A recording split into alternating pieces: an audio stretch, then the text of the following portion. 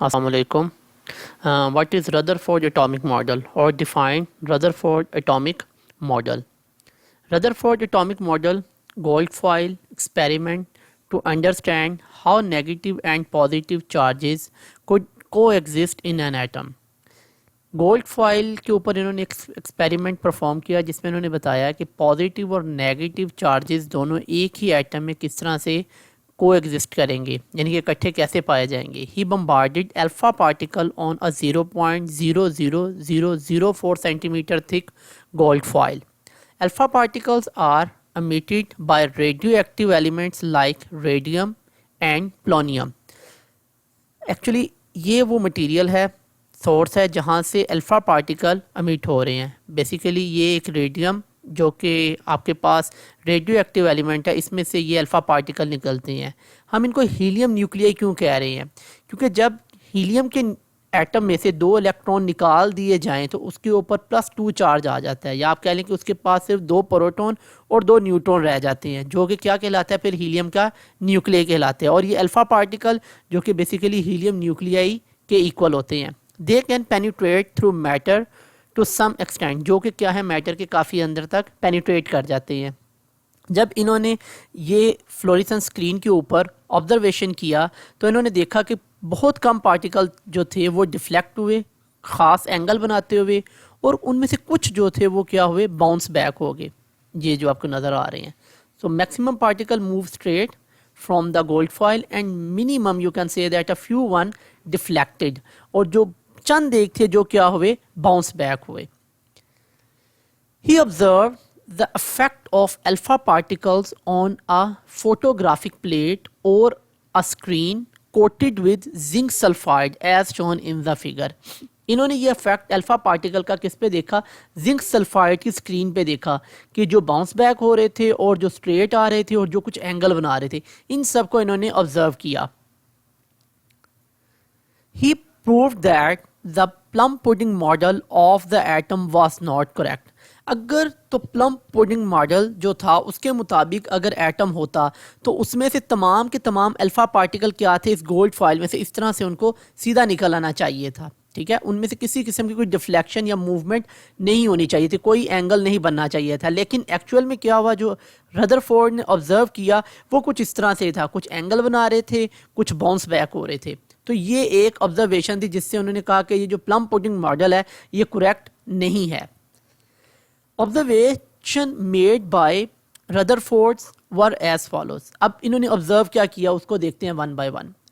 Almost all the particles pass through the foil undeflected, यानी कि जो ज़्यादातर पार्टिकल थे, अल्फा पार्टिकल जो थे वो ज़्यादातर सीधे गए. ठीक है, वो डिफ्लेक्ट नहीं हुए, ये देख सकते हैं. मैक्सिमम जो थे वो स्ट्रेट थे.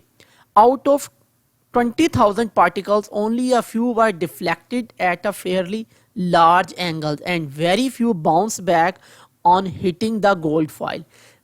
कुछ जो थे, चंद एक जो थे, उन्होंने एक एंगल बनाया और वो क्या हो गए, टर्न हुए. जबकि उनमें से भी कम जो थे, उनसे भी कम जिन्होंने एंगल बनाया उससे भी कम जो थे वो क्या हुए, बाउंस बैक होके गए. जैसे कि आप यहाँ पे देख सकते हैं कि सिर्फ एक जो है वो बाउंस बैक हुआ, 2 ने क्या बना दिया, एंगल बना लिया, और मैक्सिमम जो थे वो क्या हुए, स्ट्रेट मूव कर गए. Results of the experiment keeping in view the experiment Rutherford proposed planetary model for an atom. So उन्होंने अपने इस एक्सपेरिमेंट को बेस बनाते हुए बताया कि जो एटम का मॉडल है वो जस्ट लाइक जिस तरह से हम वो सोलर सिस्टम को पढ़ते हैं या प्लेनेटरी मॉडल है कि सेंटर में सन है और उसके इर्द गिर्द क्या है, सैटेलाइट्स, स्टार्स, मून्स और अर्थ जो है वो चक्कर लगा रहे हैं. इनके जहन में कुछ इस तरह का एक मॉडल बताया गया. Since most of the particles passed through the foil undeflected, therefore most of the volume occupied by an atom is empty. यहाँ से हमें क्या चीज़ पता लगती है कि ज़्यादातर पार्टिकल जो थे वो अल्फ़ा पार्टिकल वो क्या हुए, सीधे गए. इसका मतलब है कि एटम का मैक्सिमम पार्ट जो था वो एम्प्टी था, खाली था, उसमें कुछ भी नहीं था. The deflection of a few particles proved that there is a center of a positive charge in an atom. अब जो डिफ्लेक्ट हुए पार्टिकल उन्होंने ये चीज़ बताई कि जो सेंट्रल पार्ट है उसके ऊपर क्या है, पॉजिटिव चार्ज है। क्यों? क्योंकि हमें पता है similar charges repel each other. तो अल्फा पार्टिकल के ऊपर भी पॉजिटिव चार्ज था, देख सकते हैं ये आप। जब ये पॉजिटिव पॉजिटिव के पास आया तो इसने क्या किया, उसको रिपेल किया। रिपल्शन हुई number 1, which is called nucleus of an atom, और इसको क्या नाम दिया गया, एटम का न्यूक्लियस का नाम दिया गया। The complete rebouncing of a few particles shows that the nucleus is very dense and hard। और जो बाउंस बैक हुए इसका मतलब था कि ये एक डेंस और हार्ड स्ट्रक्चर था, क्योंकि इसने अल्फा पार्टिकल को पेनिट्रेशन की इजाज़त नहीं दी, और क्या हुआ, वो उससे टकराने के बाद बाउंस बैक हो गए। और ये सेंट्रल पार्ट जिसको हम ये नाम दे रहे हैं, ये एक न्यूक्लियस है जिसमें हमें प्रोटॉन्स का तो पता है, और जो दूसरा पार्टिकल थे इसके बारे में हम न्यूक्लियस का नाम दे रहे हैं कि न्यूक्लियस में क्या पाए जा रहे हैं, न्यूट्रॉन्स पाए जा रहे हैं। Let's see. Okay, since a few particles were deflected, it shows the size of the nucleus is very small। अब जो थोड़े से डिफ्लेक्ट हो रहे थे इसका मतलब था कि जो न्यूक्लियस है वो बहुत छोटा है, उसका साइज बहुत छोटा है, क्योंकि उसने ज़्यादा पार्टिकल को अफेक्ट नहीं किया, वो ज़्यादा को डिफ्लेक्ट नहीं कर रहा था।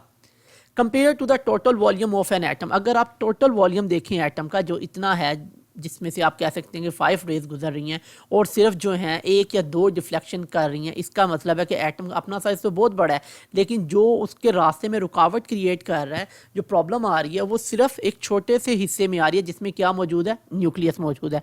So it's mean the size of nucleus is very small. The electron revolve around the nucleus, electron क्या करते हैं, न्यूक्लियस के गिर्द चक्कर लगाते हैं, रिवॉल्व कर रहे हैं।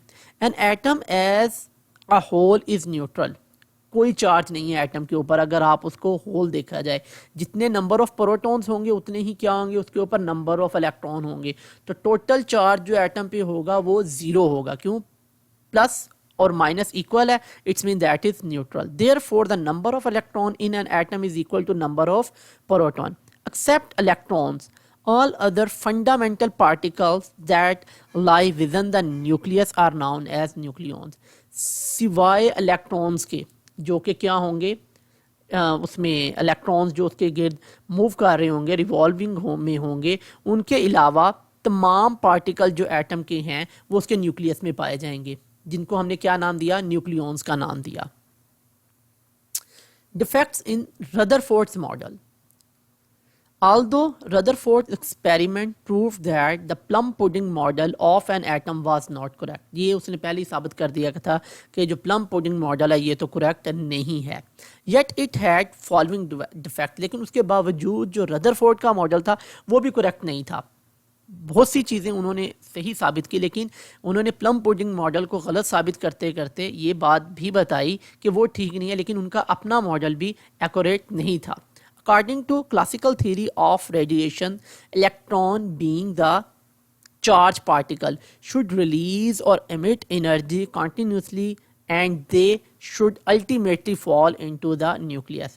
अगर हम क्लासिकल थ्योरी ऑफ रेडिएशन की देखें तो उसमें हमें पता है कि अगर एक इलेक्ट्रॉन मूव करते हुए अपनी एनर्जी रिलीज करता है तो क्या होगा कि उसकी एनर्जी रिलीज होने की वजह से वो अपने से नीचे शेल में और नीचे शेल में और नीचे शेल में आता जाएगा, क्योंकि वो एनर्जी रिलीज कर रहा है।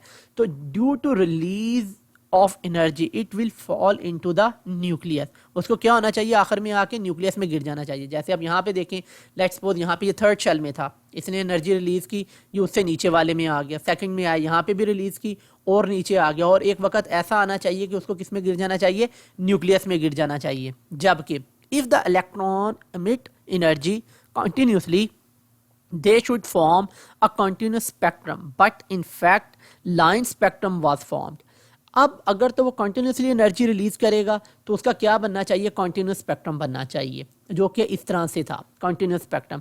जबकि हकीकत में जो इलेक्ट्रॉन है वो कौन सा स्पेक्ट्रम बनाते हैं, लाइन स्पेक्ट्रम बनाते हैं, जिसमें आपको ये वाज़ह लाइन नज़र आती हैं। ये एक दो चीज़ें जो थी वो रदरफोर्ड इनको बयान नहीं कर पाए। Objections on Rutherford model. Although the scientists had objections on the atomic model presented by Rutherford, yet it cultivated thoughts-provoking ideas among them। जिसकी वजह से उनके जहन में ये ख्यालात आए कि अगर ये इस तरह से नहीं है तो ये इन क्वेश्चंस का क्या आंसर होना चाहिए। Let's see those questions. Number 1, how can an atom collapse और व्हाई आर एटम स्टेबल? कि अगर इसके शेल में से एनर्जी निकलती है, हर वक्त ये एनर्जी रिलीज करते हैं, तो ये फिर एटम स्टेबल क्यों है? ठीक है, क्यों है ये एटम स्टेबल जबकि हर वक्त एनर्जी निकालने की वजह से इसको गिर जाना चाहिए बीच में? और why does an atom give line spectrum? हालांकि कंटिन्यूस की वजह से इनको क्या बनाना चाहिए? कंटिन्यूस स्पेक्ट्रम बनाना चाहिए, जबकि ये क्या बना रहा है? लाइन स्पेक्ट्रम बना रहा है। Scientists considered there must be another model of atom. It indicated that Rutherford model was not perfect. यहाँ से इन्होंने साबित किया कि रदरफोर्ड का जो एटॉमिक मॉडल है वो भी करेक्ट नहीं है, क्योंकि ये तमाम डिटेल इसके बारे में और स्पेशली दीज टू क्वेश्चंस के इनके बारे में वो आंसर